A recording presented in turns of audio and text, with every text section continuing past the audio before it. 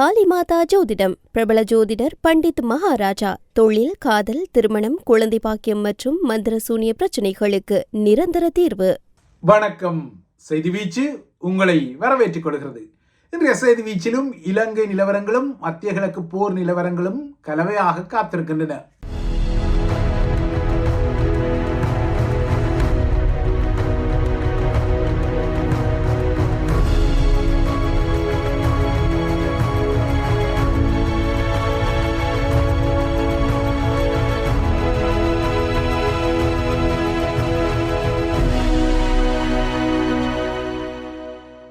மத்திய கிழக்கு போர் இன்றும் வலிமையான ஆக்ரோஷத்துடன் தனது 18ஆம் நாளுக்குள் நுழைந்து கொண்ட போது ஈரானின் 2 முக்கியமான பாதுகாப்பு தலைகள் கொல்லப்பட்டதாக இஸ்ரேல் நேற்று அறிவித்த விடயத்தை இன்று அதிகாலை தெஹ்ரானும் அதிகாரபூர்வமாக உறுதிப்படுத்தியுள்ளது. அமெரிக்க சியோனிச பயங்கரவாதிகளின் தாக்குதலால் இந்த மரணங்கள் இடம்பெற்றதாக அறிவித்த தெஹ்ரான் இன்று இந்த இருவருக்கும் இறுதிச் சடங்குகள் இடம்பெறும் எனவும் குறிப்பிட்டுள்ளது. ஈரான் அமெரிக்காவுடன் ஒரு நீண்டகால போருக்கு தன்னை தயார்படுத்தி கொண்டுள்ளதாக அமெரிக்க அரசு தலைவர் டொனால்ட் ட்ரம்புக்கு எரிச்சலூட்டும் ஒரு கருத்தை இந்த மோதல் ஆரம்பித்த கடந்த 28ஆம் தேதியே எச்சரிக்கையாக குறிப்பிட்ட ஈரானின் பாதுகாப்பு மூளையாக கருதப்படும் 67 வயதான அலி லேரிஜானியும் ஈரானின் புரட்சிகர இராணுவத்தின் முக்கிய துணைப்படையான பசிச் படையணியின் தலைவர் ஜெனரல் குலாம் ரெசா சுலைமானியும் தியாகிகளானதாக ஈரானின் தேசிய பாதுகாப்பு பேரவை இன்று காலை அறிவித்ததுடன் இவர்களுக்குரிய அஞ்சலியையும் தெரிவித்துக் கொண்டுள்ளது. ஈரானியர்கள் தமது புத்தாண்டான நவ்ரூஸ், அதாவது பாரசீக புத்தாண்டை நாளை மறுதினம் கொண்டாட தயாரான நிலையில் அவர்களுக்கு இந்த இழப்பு ஏற்பட்டுள்ளது. இந்த போர்க்கால நிலைமையிலும் ஈரானியர்கள் தமது புத்தாண்டுக்கான தயார்படுத்தல் சடங்குகளை கடைபிடித்து வருகின்றனர். அதில் ஒரு பண்டிகையாக தீமைகளுக்கு பதிலாக அரவணைப்பையும் ஆற்றலையும் வேண்டிக் கொள்ளும் திருவிழாவான நெருப்பு திருவிழாவை கொண்டாடுவதற்கு அவர்கள் தயாரான போதுதான் நேற்று முன்தினம் திங்கட்கிழமை இரவில் இஸ்ரேல் ஏவிய சில நெருப்பு குண்டுகள் லேரியானி, அவரது மகன் மற்றும் அவரது பாதுகாப்பு அதிகாரிகளின் உயிரை குடித்திருக்கின்றது. இந்த செய்தியை முதலில் இஸ்ரேலிய பாதுகாப்பு அமைச்சர் அறிவித்துக் கொண்ட போது அந்த வேளை லேரிஜானியின் பணியகம் இலங்கை கடற்பரப்பு கப்பால் அமெரிக்க நீர்மூழ்கியால் மூழ்கடிக்கப்பட்ட ஈரானிய போர்க்கப்பலான தேனாவில் பலியான மாலுமிகளுக்காக லேரிஜானி தனது கைப்பட பாரசீக மொழியில் எழுதிய கடிதம் ஒன்றை பகிரங்கப்படுத்தி இருந்தது. இந்த கடிதம் பகிரங்கப்பட்ட சில மணி நேரங்களில் அவரது மரணத்தை உறுதிப்படுத்தி ஈரானின் அதிகாரப்பூர்வ அறிவிப்பு இன்று அதிகாலை வந்துள்ளது. லேரிஜானியின் இழப்பு ஈரானுக்கு ஒரு பெரும் அடி என்பதில் மாற்று கருத்துக்கிடமில்லை. லேரிஜானி ஒரு புகழ்பெற்ற கல்வியாளரும் கூட. ஷெரீப் தொழில்நுட்ப பல்கலைக்கழகத்தில் கணிதம் மற்றும் கணனி அறிவியலில் பட்டம் பெற்ற அவர் தெஹ்ரான் பல்கலைக்கழகத்தில் தத்துவத்தில் முனைவர் பட்டமும் பெற்றவர், அதாவது PhDயும் பெற்றவர். இவ்வாறான புத்தி செழுமை கொண்ட லேரிஜானியின் ஆளுமைதான் அவருக்கு ஈரானின் போர் வியூகத்தை வகுப்பதில் ஒரு முக்கிய பங்கையும் வழங்கி கொண்டது. இதற்கு மறுதலையாக ஈரானிய மக்களின் போராட்டங்களை வன்முறையுடன் அடக்கிய திட்டத்தில் லேரிஜானி முக்கிய வகிவாகத்தை கொண்டிருப்பதாகவும் முன்னர் கடந்த 28ஆம் தேதி பலியான ஆன்மீக தலைவரின் சார்பாக இயங்கிய ஒரு முகம் எனவும் குற்றஞ்சாட்டும் அமெரிக்கா லேரிஜானியின் இழப்பு தமக்கு ஒரு ஆதாயம் என்ற வகையில் கருத்துக்களையும் தெரிவித்திருக்கின்றது. இதேபோல பசிச் படையணியின் பொறுப்பாளர் ஜெனரல் குலாம் ரெசா சுலைமானியின் இழப்பும் தெஹ்ரானுக்கு ஒரு அடியாக வந்திருக்கின்றது. லேரிஜானியின் இழப்பை ஈடு செய்வது மிகவும் கடினம் என ஈரானிய அரசு தலைவர் மசூத் பெஷக்ஷியன் இன்று அதிகாலை வருந்தி ஒரு செய்தியை வெளியிட்டிருக்கின்றார். இவ்வாறான இழப்புகளால் ஈரான் துவண்டுவிடாது, மாறாக பதிலடியை கொடுக்கும் என்பது எதிர்பார்க்கத்தக்க ஒரு விடயம் என்பதால் இன்றைய 18ஆம் நாள் போரும் பல தாக்குதல்களுடன் தற்போது நகர்த்தப்படுகின்றது. இந்த போர் நிலவரங்களை பார்ப்பதற்கு முன்னர் இந்த போரின் தாக்கங்களால் தீண்டப்படும் நாடுகளில் ஒன்றாக இருக்கக்கூடிய இலங்கை மக்களை ஆசுவாசப்படுத்த ஸ்ரீலங்காவின் அரசு தலைவர் அனுரகுமார திசாநாயக்கா ஒரு சிறப்பு ஊடக சந்திப்பை நேற்று நடத்திய நிலையில் அந்த ஊடக சந்திப்பின் மீது ஒரு பார்வையை பதிக்கலாம். அனுரகுமார திசாநாயக்கா தனது ஊடக சந்திப்பை ஏறக்குறைய 1 மணி நேரமாக நடத்தினார். 1 மணி நேரமாக உரையாற்றி சில விடயங்களை சொல்லிக் கொண்டார். இலங்கையில் உள்ள அரசியல்வாதிகளில் வார்த்தை ஜாலமாக உரையாற்றுவதில் முதன்மையானவர் அனுரகுமார திசாநாயக்கா என்பது தெரிந்த விடயம். அவரது இந்த வார்த்தைஜால உரைகள் தான் அவரை சிங்கள மக்கள் மத்தியில் பிரபலமாக்க உதவியது. அவருக்கு ஆட்சி பொறுப்பையும் கடந்த 2024ஆம் ஆண்டு இறுதியில் வழங்கியிருந்தது. இந்த பின்னணியில் நேற்று தனது உரையிலும் இலங்கை ஒரு நடுநிலைமை நாடு என்பதால் அது எந்த பக்கமும் சாராது என்பதை பேச்சுக்காக அனுரகுமார திசாநாயக்க வலியுறுத்தி கொண்டார். அத்துடன் இலங்கையர்கள் இந்த எரிபொருள் நெருக்கடியால் அஞ்ச தேவையில்லை என்ற உறுதிப்பாட்டையும் உத்தரவாதத்தையும் வழங்க தலைப்பட்டார். ஆனால் இலங்கை எந்த பக்கமும் சாராத ஒரு நடுநிலைமை நாடு என்ற விடயத்தில் உண்மை நிலை யதார்த்தமாக அதுவாக இல்லை.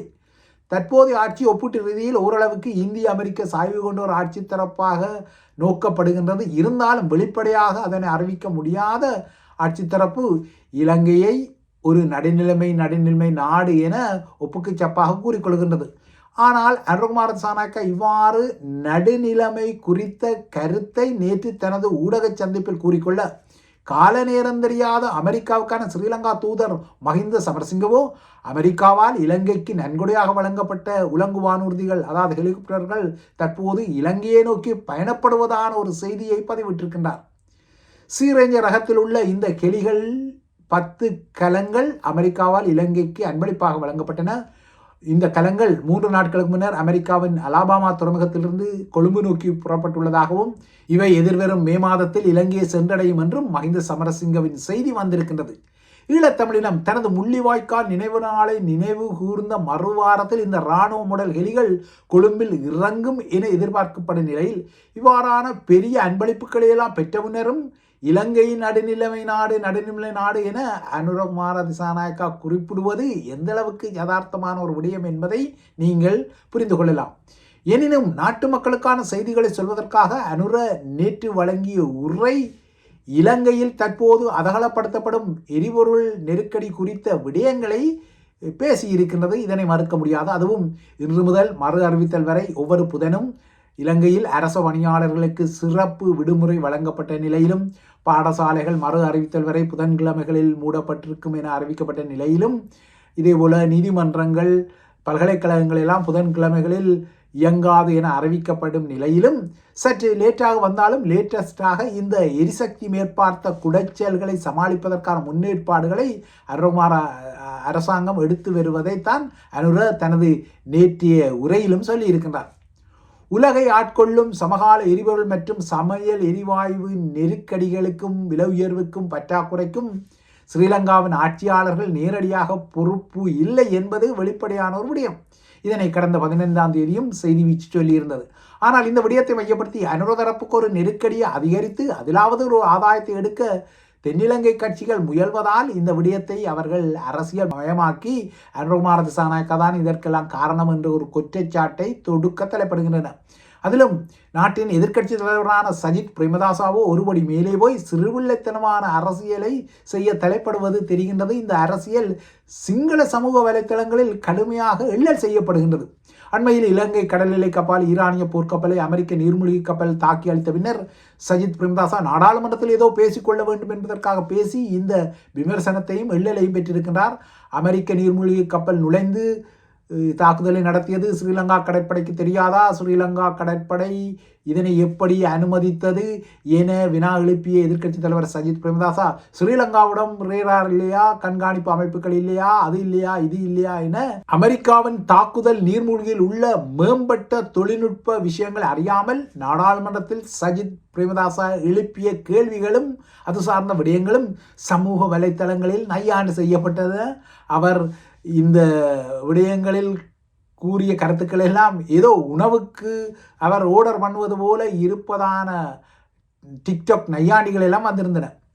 பூகோள அரசியல் களத்தில் சிக்கியுள்ள இலங்கையின் நிலை குறித்த பிரச்சனை இல்லாமல் இவ்வாறு எதிர்க்கட்சி அரசியல்வாதிகள் மக்களுக்கு கிச்சு மூட்ட தலைப்படும் பின்னணியில் தான் இதற்கு தோதாக அனுர அரசாங்கத்தின் ஆரம்பகட்ட நகர்வுகள் வினைத்திறன் மற்றும் முன்னெச்சரிக்கையற்ற வகையில் வந்திருந்ததையும் மறக்க முடியாது.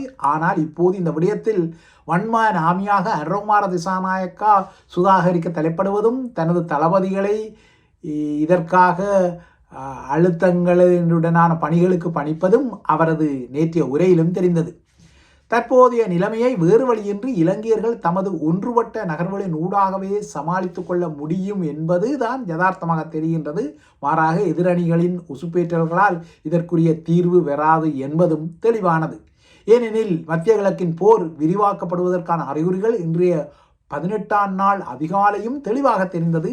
லாரிஜானியின் படுகொலைக்கு பழிவாங்கப்படும் என சூளுரைத்துள்ள ஈரானிய இராணுவத்தின் தலைமை தளபதி மேஜர் ஜெனரல் அமீர் ஹதாமியும் வான்படை தளபதி சர்தார் முசாவியும் இன்றிரவு எதிரியின் வானம் கண்கவர் காட்சியாக மாறும் என குறிப்பிட்ட கையுடனே பதிலடி தாக்குதல்கள் இஸ்ரேலை நோக்கி அலையலையாக தொடர்ந்ததாக செய்திகள் தெரிவிக்கின்றன. இதேபோல ஈரானின் கதம் அல் அன்ஃபியா புலனாய்வு தலைமையகத்தின் தளபதியான மேஜர் ஜெனரல் அலி அப்தோலாகியும் டொனால்ட் ட்ரம்ப் தாங்கள் வழங்க உள்ள ஆச்சரியங்களுக்காக காத்திருக்க வேண்டும் என்றும் கற்பனையை விட மிகவும் பேரழிவை ஏற்படுத்தும் தாக்குதல்கள் எதிரி சரணடையும் வரை தொடரும் என குறிப்பிட்டுள்ளமை ஈரான் ஏதோ ஒரு பேரழிவு ஆயுதத்தை இறுதியாக பயன்படுத்த வைத்திருக்கின்றதா என்ற ஊகங்களையும் கிளப்பியுள்ளது. இந்த ஊகங்களின் பின்னணியில் இன்று இஸ்ரேல் மீது ஏற்கனவே குறிப்பிட்டது போல கடும் ஏவுகணை தாக்குதல்களை ஈரான் நடத்தியிருக்கின்றது. இஸ்ரேலிய தலைநகர் டெல் அவீவ் மற்றும் மத்திய இஸ்ரேலில் நடத்தப்பட்ட தாக்குதல்களில் சிலர் பலியாகியுள்ளனர். இதேபோல ஐக்கிய அரபு அமீரகத்தில் அதாவது எமிரேட்ஸில் உள்ள ஆஸ்திரேலிய இராணுவ தளம் ஒன்றின் மீதும் ஈரானிய ட்ரோன் தாக்குதலை நடத்தியதால் அங்கு தீ ஏற்பட்டது. ஆனால் இந்த சம்பவத்தில் எந்த ஆஸ்திரேலிய படையினருக்கும் பாதிப்பு ஏற்படவில்லை என ஆஸ்திரேலிய பிரதமர் ஆந்தோனி அல்பானிஸ் இன்று காலை அறிவித்திருக்கின்றார். துபாய்க்கு அருகில் உள்ள அல் மின்ஹாக் விமானப்படை தளமும் பக்தாத்தில் உள்ள அமெரிக்க தூதரகமும் மீண்டும் ஈரானின் ட்ரோன் மற்றும் உந்துகணைகளால் தாக்கப்பட்டுள்ளன.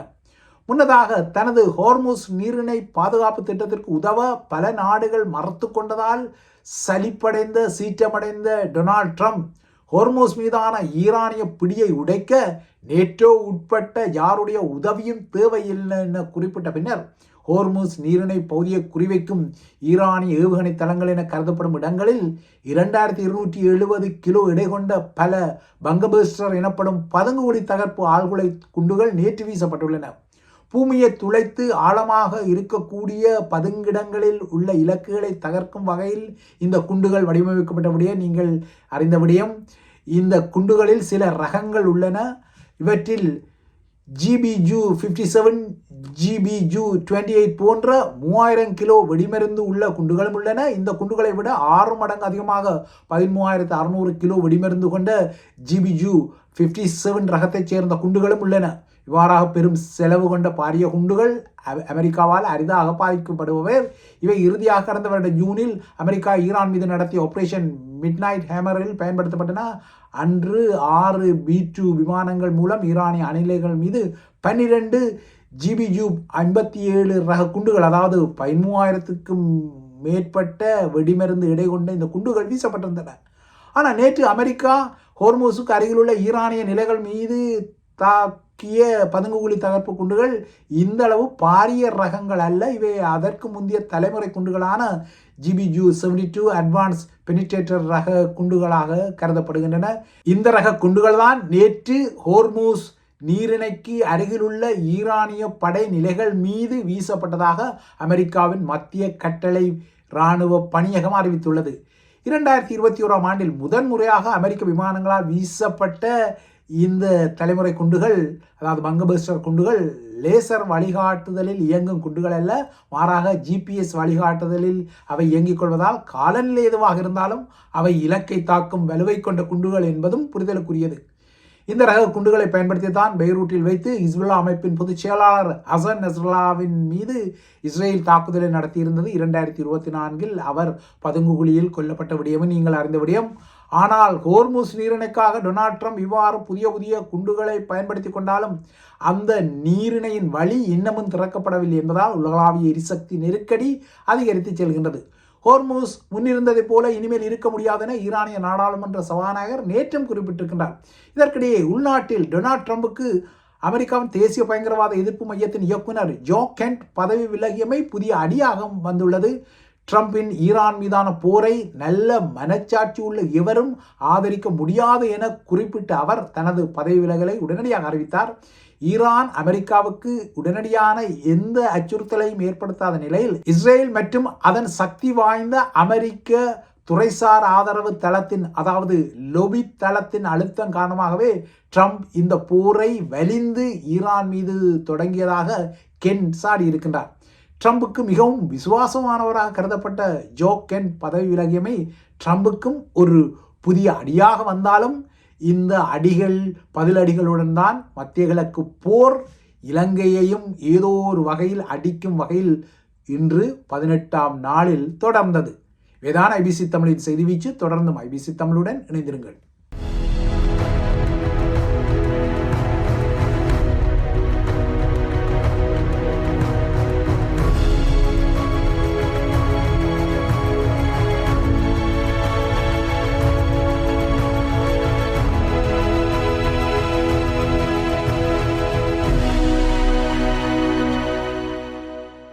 ஸ்ரீ காளிமாதா ஜோதிடம் பிரபல ஜோதிடர் பண்டித் மகாராஜா. தொழில், காதல், திருமணம், குழந்தை பாக்கியம் மற்றும் மந்திர சூனிய பிரச்சினைகளுக்கு நிரந்தர தீர்வு.